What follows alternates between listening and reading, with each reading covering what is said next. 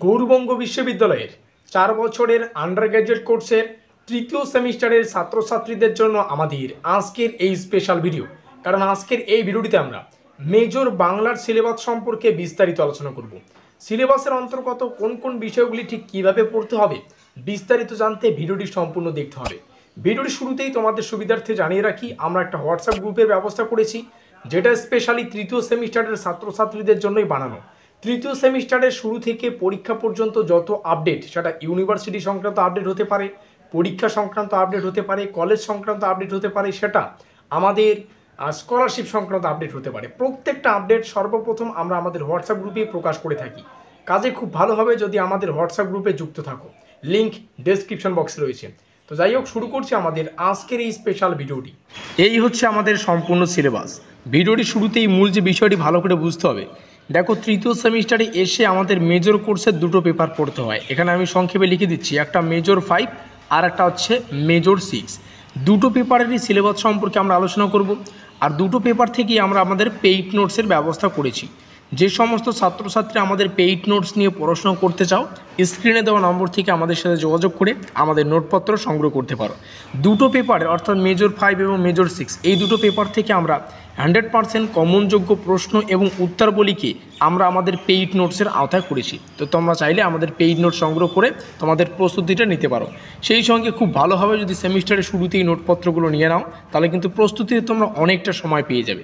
এবার বলি আমাদের পেইড নোটস, আর তোমরা যদি অন্য জায়গায় কোথাও অফলাইনে প্রাইভেট টিউশন পড়ো, দেখো তোমরা যদি অফলাইনে কোনো টিচারের কাছে বা কোনো জায়গায় প্রাইভেট পড়ো, তাহলে কিন্তু আমাদের পেইড নোটস তার থেকে অনেক ভালো। কেমন করে ভালো, দেখো প্রথম কথা, তোমরা যদি অফলাইনে প্রাইভেট টিউশন পড়ো তাহলে তোমাদের পার সাবজেক্ট প্রায় 2000 থেকে 3000 টাকার মতো কিন্তু দিতে হচ্ছে।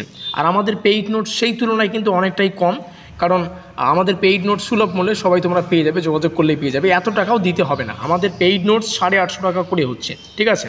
আমাদের এই মেজর কোর্সের বাংলার প্রাইস হচ্ছে 850 টাকা। সেই সঙ্গে আরও একটা বিস্তর পার্থক্য রয়েছে, সেটা আমাদের পেইড নোটস এবং অফলাইনে তোমরা যদি প্রাইভেট টিউশন পড়ো, সেটা হচ্ছে সময়ের।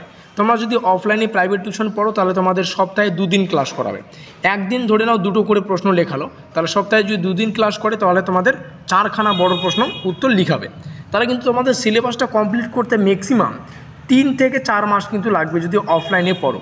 সেই ক্ষেত্রে তোমরা যদি আমাদের পেইড নোটসটা নিয়ে নাও, পেইড নোটস নিয়ে যদি জাস্ট 1 সপ্তাহ মানে 7 দিন, জাস্ট 7 দিন যদি রিডিংও পড়ো, তাহলে আমাদের সিলেবাস থেকে কোন কোন প্রশ্নাবলী গুরুত্বপূর্ণ, কোন কোন প্রশ্ন কীভাবে পড়তে হবে বিস্তারিত জানতে পারবে। সেই সঙ্গে তোমাদের আমরা কিন্তু একেবারে পেমেন্ট করলে 1 মিনিটের মাধ্যমেই তোমরা যে সিলেবাস থেকে কতগুলো প্রশ্ন পড়তে হবে সেই প্রশ্নের লিস্ট হোয়াটসঅ্যাপে PDF আকারে পেয়ে যাবে।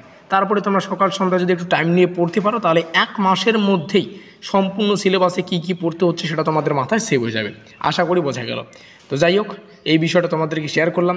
সেই সঙ্গে প্রথমেই আমরা আলোচনা করব মেজর 5-এর সিলেবাস, এবং যে সমস্ত ছাত্রছাত্রী এখনও পর্যন্ত এই বিষয়টা জানো না যে তৃতীয় সেমিস্টারে মেজর এবং মাইনর কোর্সের পাশাপাশি আর কোন কোন সাবজেক্টগুলি নিয়ে পড়াশোনা করতে হয়, অর্থাৎ তৃতীয় সেমিস্টারের সাবজেক্ট লিস্ট আসলে কি, তো ইতিমধ্যে এই নিয়ে আমরা ডিটেলসে আলোচনা করে ফেলেছি। লিঙ্ক ডেসক্রিপশন বক্সে দিয়ে দেবো, তোমরা চাইলে সেখান থেকে ভিডিওটি দেখে নিতে পারো। তো যাই হোক, প্রথমে আমরা দেখব মেজর 5-এর সিলেবাসটা। মেজর 5-এর বাংলার সিলেবাসে যদি আমরা টাইটেলটা লক্ষ্য করি, তাহলে টাইটেল হচ্ছে ছন্দ, ইমেজারি ও কবিতা আন্দোলন। এটা আমাদের মেজর 5-এর সম্পূর্ণ সিলেবাসের টাইটেল। এবার দেখে নাও কী কী পড়তে হচ্ছে। আমাদের প্রথম ইউনিট বা প্রথম অধ্যায়, যেখান থেকে আমাদের পড়তে হবে বাংলা ছন্দরীতি, ঠিক আছে। ছন্দরীতির মধ্যে যে পার্টটুকু রয়েছে তোমাদের সামনে আমি মার্কিং করে দিচ্ছি, এই পার্টটুকু বাংলা ছন্দরীতির আমাদের সিলেবাসের অন্তর্গত, এগুলো তোমাদের পড়তে হবে। সেই সঙ্গে আমরা যদি নিচে আসি, তাহলে মোস্ট ইম্পর্টেন্ট বিষয় আমাদের দ্বিতীয় অধ্যায়, যেখান থেকে ছন্দলিপি নির্ণয় করা। এখানে 2টো ছন্দলিপি নির্ণয় করা তোমাদের শিখতে হবে। এটা তোমাদের প্র্যাকটিস করতে হবে, ঠিক আছে। এটা শেখার প্রয়োজন, এগুলো কমন পাওয়া যায় না, শিখলেই তোমরা যে কোনো বিষয় পরীক্ষা আসলে লিখতে পারবে। ইউনিট 3 বা তৃতীয় অধ্যায় যদি দেখি, তো তৃতীয় অধ্যায় দেখলে আমাদের এখান থেকে বিভিন্ন বিষয় পড়তে হচ্ছে। আমরা যদি একটু লক্ষ্য করি, এখানে রয়েছে চিত্রকল্প বিষয়ক সাধারণ ধারণা ও চিত্রকল্প নির্ণয়, চিত্রকল্পের বিবিধ শ্রেণীবিভাগ, বৈশিষ্ট্য। তো এখান থেকে এই বিষয়গুলো তোমরা দেখে নিতে পারছো। ইউনিট 4 যদি আসি বা চতুর্থ অধ্যায়, যেখান থেকে পড়তে হচ্ছে 20 শতকের কবিতা। কবিতার মধ্যে রয়েছে কবিতা পত্রিকা আন্দোলন, হাংরি আন্দোলন, শ্রুতি, ঠিক আছে। তারপরে স্মৃতি, শাস্ত্র বিরোধী আন্দোলন, ক্ষুদ্র পত্রিকা আন্দোলন, এগুলো পড়তে হচ্ছে। এবার আমরা প্রবেশ করব আমাদের তৃতীয় সেমিস্টারের আরও একটা যে সিলেবাস, অর্থাৎ মেজর কোর্সের দুটো পেপার আমাদের পড়তে হয়, একটা মেজর 5 একটা মেজর 6।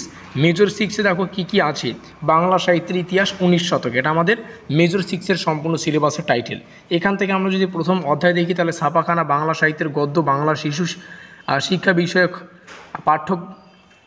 পাঠ্যগ্রন্থ যেমন বাংলা প্রাইমারি এগুলো পড়তে হচ্ছে প্রথম অধ্যায় থেকে। দ্বিতীয় অধ্যায় থেকে পড়তে হবে রঙ্গমঞ্চের ইতিহাস, আমি পাঠ করে তোমাদের সামনে শেয়ার করছি।